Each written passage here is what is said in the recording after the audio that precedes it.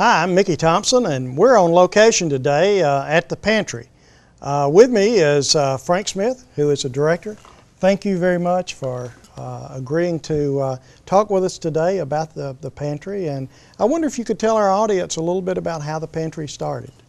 Well, Mayor, I appreciate the opportunity to meet with you today and to talk about the Pantry. It's a passion that I've had and my wife has had for a number of years. 3 years ago, another food ministry was doing the Pantry, and they came to us and said, hey, we're going to go a different direction. Would you be interested in taking it over? And we looked at it with Pastor Dave Devine from the Church of Chapel Hill. No doubt. Hoping actually that he might say no. But he said yes, and he said, but when we do this, we need to do it right, and we need to develop it as a community food ministry. And we love that about what the Pantry is all about, because that tears down the barriers of making it one church. Now it's a community ministry. Sure. And we are on location, as I mentioned. I wonder if you could tell our audience where we're located today.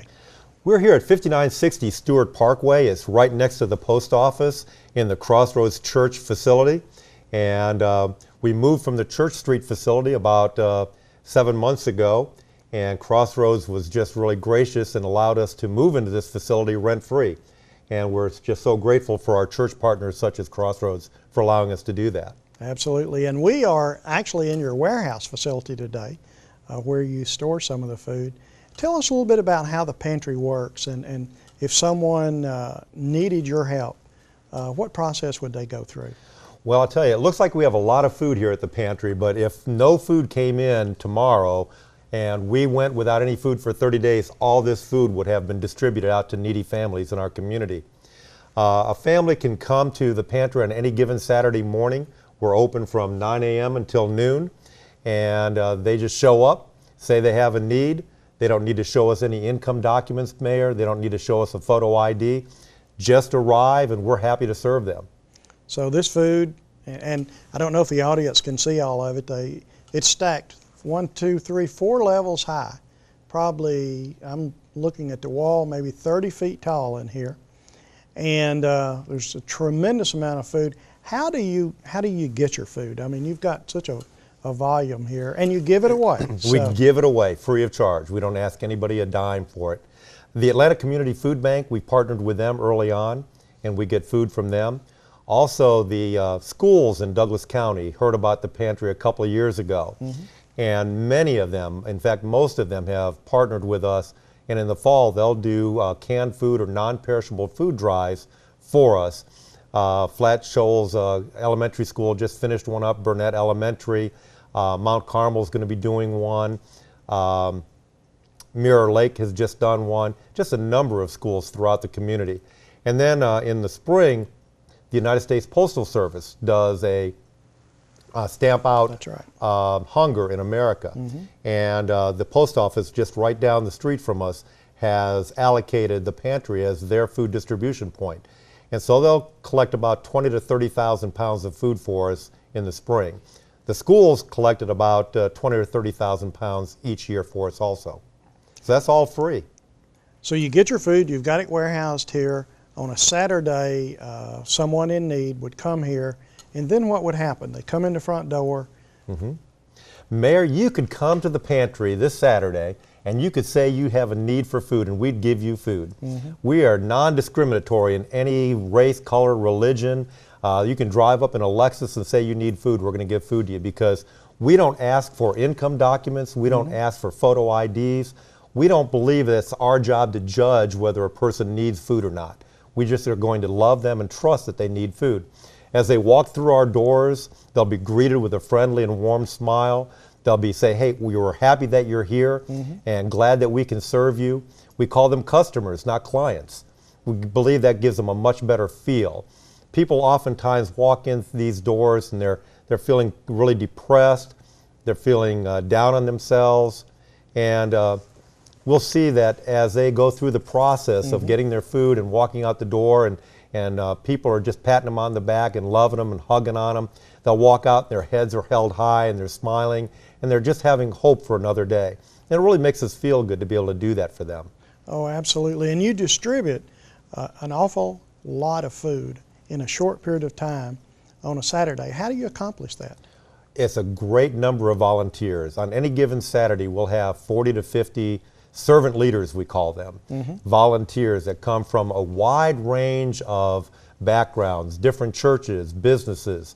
We've had everyone from the Disney store to Crossroads Church to just other members of the community. We've even had community leaders like judges and mayors out helping to serve at the pantry. And I know that you have a number of people who have been with you an awful long time, who have been serving on Saturdays for years and years and years. And actually I've met some of those folks, and they truly are dedicated to what you do here. Well, I believe it's about making it easy for people to volunteer. We don't ask people that or tell people they have to be here every Saturday. We say come as often as you can. Make it an opportunity that you can come out and just love somebody once a month or once a quarter or every other month. Right. And that really makes it easy for people to volunteer. Now, I believe at Christmas time you have a special initiative that you're working on, at least for this year. Can you tell our audience a little bit about that? Yes, Mr. Mayor. We are actually doing a holiday initiative, we'd like to call it. It's taking care of people for Thanksgiving and the Christmas holidays. We learned early on that people really like to eat their holiday meals with their family and not with a bunch of strangers. Right. And so we like to provide holiday baskets for them. And what our goal is to provide 1,000 holiday baskets to 1,000 families during either Thanksgiving or the Christmas holiday. That's 500 baskets for each holiday. That is a huge undertaking for the pantry. Last year we did 100 baskets. We know because of the recent flooding and because of the state of the economy, we're seeing more middle-class families that need help, and they come to us, and we want to be able to make it a happier holiday for them. Do you accept food from private individuals if someone wanted to donate, or would it be more beneficial to the pantry that they provide financial help as opposed to actually going out and buying food? Which would you prefer? We accept both. We have a listing of items that we'd like people to donate, and I can provide that list for you. Okay. But financial donations is also helpful, because if you went to the store, Mr. Mayor, and you went to Publix or you went to Kroger or Walmart and you spent $100, right, you might get 100 canned goods. You give us $100, we can buy 650 canned goods. My goodness. We have a much larger buying power because of what we were able to do with the Atlanta Community Food Bank and other sources in the community. Okay, if we have citizens in our community, and we have a great community, and they have an open heart, if they do want to help and they have the ability to help, what should they do? Who should they call?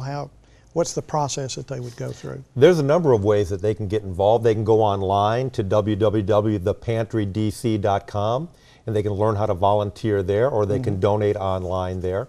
They can call our voicemail hotline at 770-217-0729, leave a message, and we'll call them back and set up a time for them to start volunteering. Or they can send me an email at frank@thepantrydc.com, and we'll love to get them connected. Great. Mr. Smith, in addition to the faith-based help and donations that you get, I understand you have a lot of corporate donations. Could you tell us a little bit about that? We do, Mr. Mayor. It's just such a great opportunity as a member of the Chamber. Different Chamber members have identified the pantry as a place that they want to be involved with. And we've kept our level of integrity at such a high level. They realize that 98% of all donations that come in the way of cash is going out to feed hungry families. We have no paid full-time staff at the pantry. The only overhead we have is utilities. You're killing me with the lights. And that's the only cost we have, other than being able to buy food for hungry people. And so the Chamber relationship and members of the Chamber is really important to us. We love Greystone Power Foundation, Publix, Kroger, Food Depot, Thompson Tractor, different ones that have just said, hey, we like what the pantry stands for, and we want to be behind it. And in addition to those faith-based donations and help and the corporate donations, there is a special person that we don't know about, or organization, but it's really a gift that they provide to the pantry. Could you tell us a little bit about how that works? Absolutely. There's an anonymous donor that has come forward and said, for the holidays, for every $100 gift that is given to the pantry, I will match it dollar for dollar. So a $100 gift will become a $200 gift, a $500 gift becomes $1,000, and he has not placed any kind of limit on that.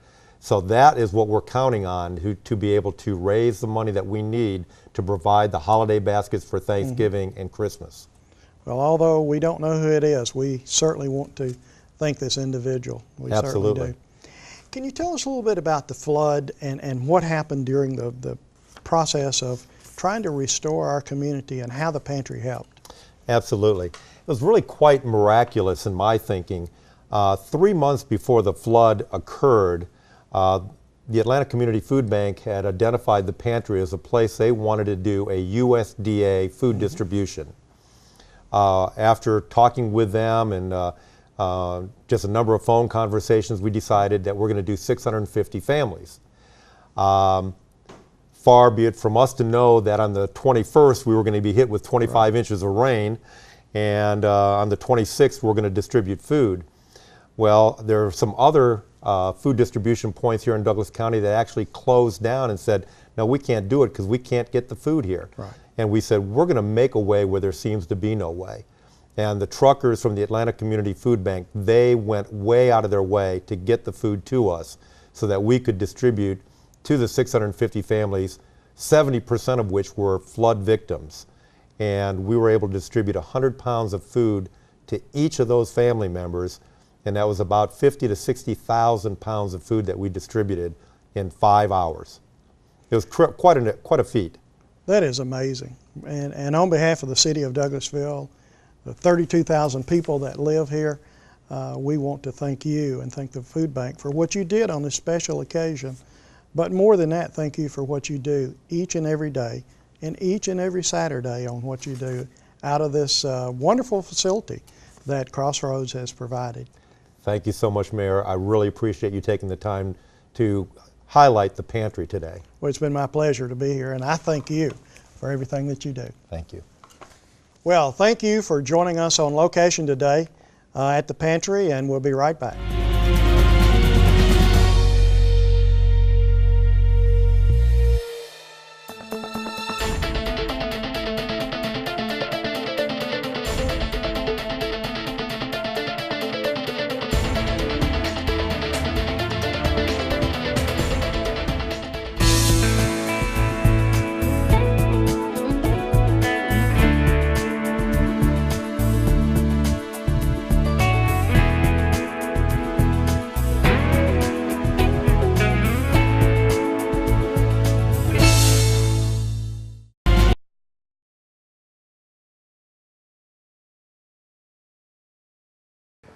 Hi, I'm Mickey Thompson. I'm on location of the Chamber of Commerce Business After Hours. We are here at the City of Douglasville's Convention and Visitors Bureau gift shop. And with me today is Dot Pagic, and we were looking at the beautiful throw that's behind us. What do you think about that? I love it. Do you know, Mickey, that I'm almost as old as anything that's on there? Well, and let me tell you, you look more beautiful than our throw. Well, they have wonderful gifts here. One of my favorite gifts is when you get the measuring spoons and buy the City of Douglasville recipe book, and that makes an absolutely wonderful wedding present or a Christmas gift. Don't you think so? I love it. But the throw is a wonderful one too, and they did beautiful work on it. Well, and you're exactly right. As a matter of fact, my wife buys a lot of these as gifts, and she gives those away. And I'd like to think she bought it because I put a recipe in there, but that ain't got anything to do with it. Well, I guess so. If you cooked the recipe, did you? No, I didn't. Well, you know, my husband told somebody one time that he had turned our stove into a planter, and that I didn't even know it.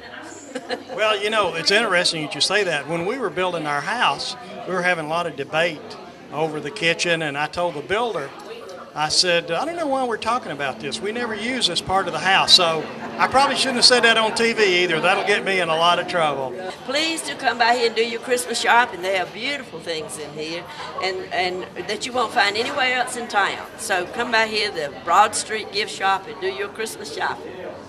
Well, thank you, Ms. Pagic, and thank you for joining us on today's show.